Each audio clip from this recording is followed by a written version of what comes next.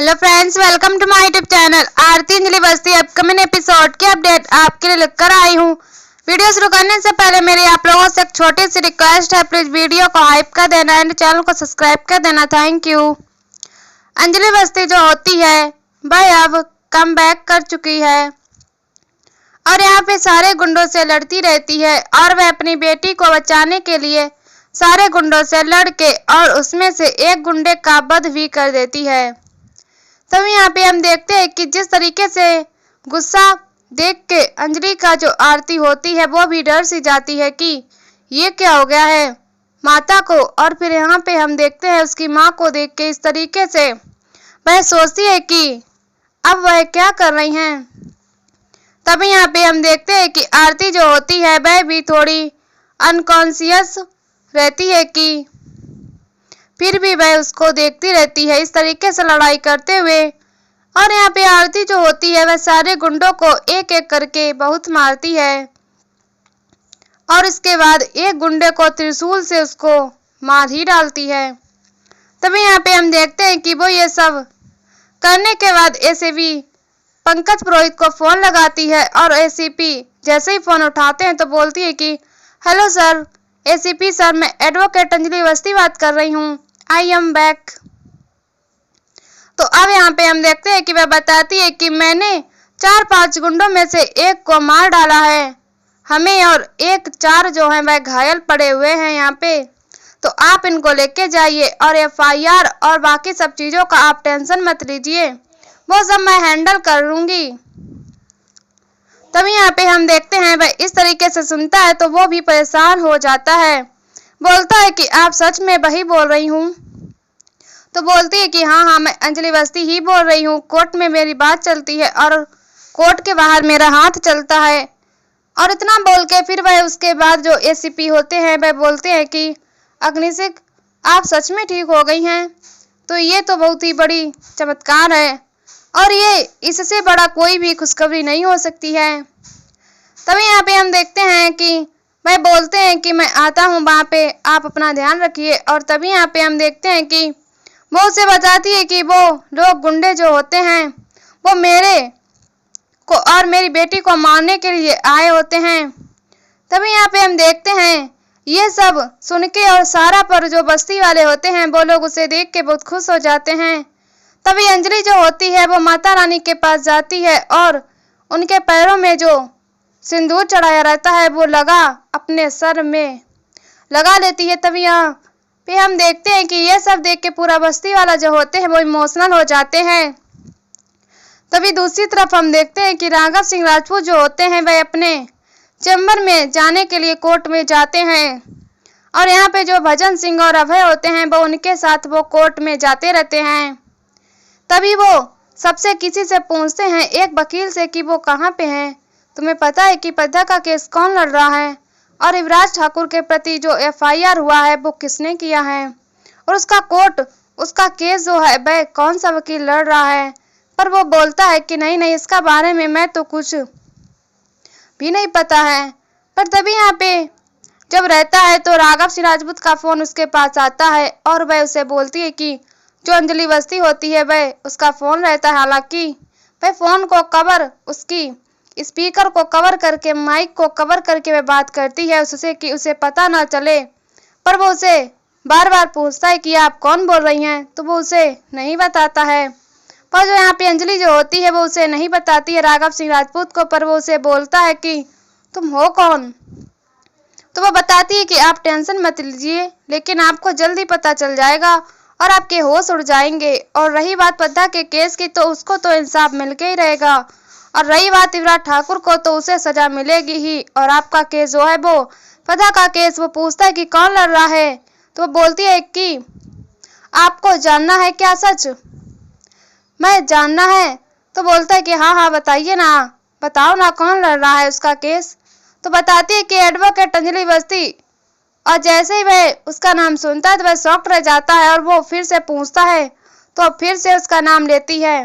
तो बोलता है कि अच्छा, ऐसा हो ही नहीं सकता। तो वह फोन कट कर देती है। पर यहाँ पे तभी जैसे हम देखते हैं कि जो राघव सिंह राजपूत होता है वह इस तरीके से सुन के वह उसके होश उड़ हो जाते हैं। तो वो सब लोग उसे पूछते रहते कि क्या हुआ, क्यों आप ऐसे बात कर रहे हैं, क्या हो गया आपको, अचानक से इतने शॉकिंग रिएक्शन क्यों दे रहे हैं। वो बताने लगता है कि जो केस लड़ने वाली है पद्दा का वह है अंजलि अवस्थी। तो वो बोलता है कि अगर ऐसा नहीं हो सकता, भजन सिंह जो होता है वो उसके लिए उसको कंफर्म करने के लिए वो गणेश अवस्थी को फोन करता है और गणेश अवस्थी को वो अंकल कह के बुलाता है और फिर वो उसे बोलता है कि आज तुम ऐसे कैसे हमें अंकल कह सकते हो, तो तुम लोग तो बड़े लोग हो, तुम लोग तो सिर्फ हमारी इंसल्ट करना जानते हो। तभी यहाँ पे हम देखते हैं कि राघव सिंह राजपूत इस तरीके से सुनता है और फिर वह उसे पूछता है जो भजन होता है कि क्या अंजलि ठीक हो गई है। तो वह बोलता है कि मुझे नहीं पता, क्योंकि वह उसे बताता है कि जो आपका फितरत है वह आप लोग कैसे बदल सकते हैं। आप तो मुझे आप हम लोगों को गालियां दे के बात करते थे, हम लोग जो छोटे लोग हैं। तो वो बोलता है नहीं अंकल आप बताइए ना, क्योंकि अभी फोन आया कि पद्दा का केस जो है वो अंजलि लड़ेगी। बोलते हैं नहीं पद्दा अभी तो वह ठीक नहीं हुई है, तो वह कैसे कोई भी केस लड़ सकती है।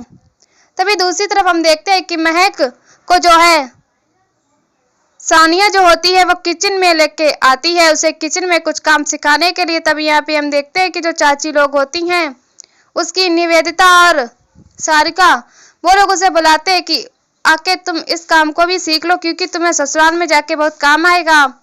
तभी यहाँ पे हम देखते हैं कि वैसे बोलती है कि ये सब तो ठीक है, पर जैसे ही हम अपने घर के और दूसरे की अपने घर की बेटी और दूसरे अपने घर की बेटी जो कि कहीं के किसी के घर की बहू है उसके लिए जो सोचते हैं, काश वही चीज हम अपने घर की बहू के लिए भी सोच सकते और उसके साथ भी इस तरीके से ही पेश आते तो कितना अच्छा रहता।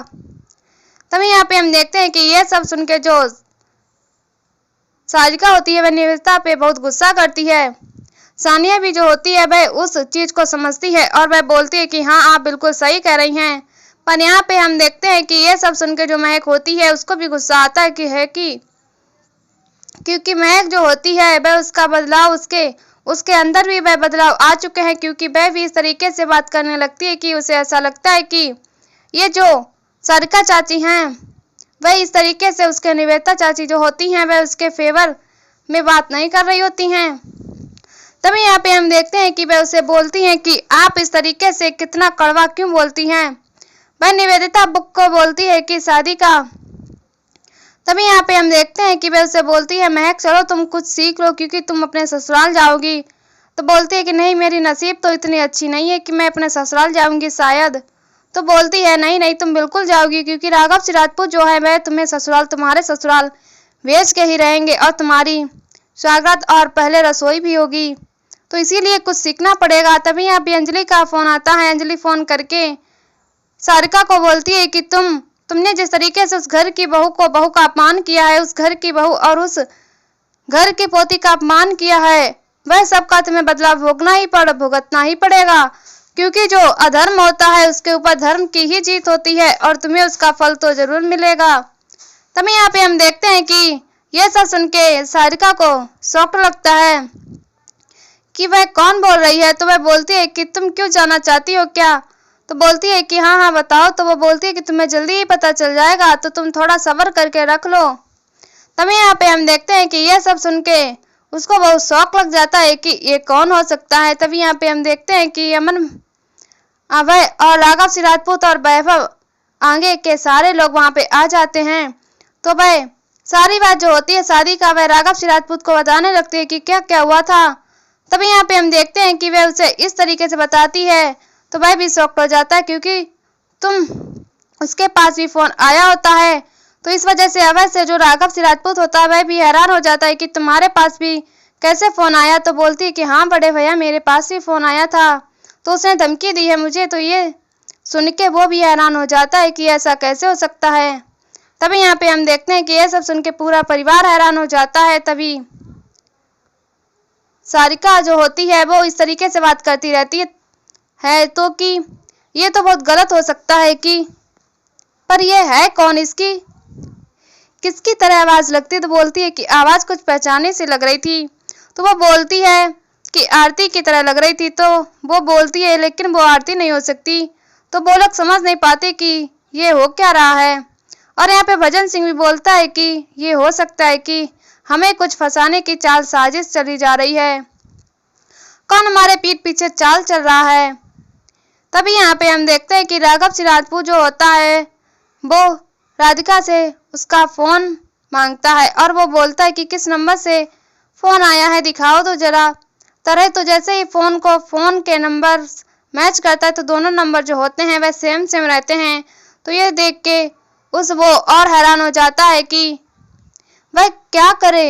अब तभी यहाँ पे हम देखते हैं कि राघव सिंह राजपूत जो होता है वह समझ नहीं पाता कि ये इसके पीछे किसका हाथ है। तभी यहाँ पे हम देखते हैं दूसरी तरफ की जो गौरव होता है वह तालियां बजाने लगता है, क्योंकि उसे ऐसा लगता है कि अब फाइनली जो भी हो रहा है वह सही हो रहा है, कुदरत के हिसाब के काम चल रहा है। तभी यहाँ पे राघव को गुस्सा आता है, वह हमेशा इस तरीके से क्यों बात करता है। तो क्योंकि गौरव बोलता है कि अच्छा हुआ मैं शादी में नहीं था, वरना तो मैं तो हमेशा के लिए ही यह सब से दूर होना चाहता हूँ। यहाँ पे गौरव जो होता है वह बोलता है कि अच्छा हुआ मैं शादी में नहीं था, नहीं तो फिर मुझे भी ये सब चीजें देखना पड़ता। तो क्योंकि हालांकि वो महक से उतना ही प्यार करता है, पर वह उसे ऐसा लगता है कि ये सब जो हुआ है वह गलत ही हुआ है। तो वह महक को सॉरी भी बोलता है कि महक बेटा, मैं ऐसा नहीं चाहता कि तुम्हारा दिल दुखे, पर मैं गलत ही बोल सकता हूँ और उसके अलावा मेरे पास कोई चॉइस नहीं है। तो आज के एपिसोड में बस इतना ही फ्रेंड्स, मिलते हैं नेक्स्ट एपिसोड में, जहां हम देखेंगे कि जो कली होगी वो आरती को धमकी देगी। और तभी यहाँ पे हम देखते हैं वो वेद को बोलेगी कि मैं आरती तुम्हें मार दूंगी, और अगर वह वेद बाबू मुझे नहीं मिले तो इनको भी मार दूंगी। और यहीं पर एपिसोड खत्म हो जाता है। इसी वीडियो देखने के लिए हमारे चैनल को सब्सक्राइब करें, वीडियो को हाइप करें और हमें कमेंट बताओ वीडियो कैसी लगी। तब तक के लिए बाय बाय।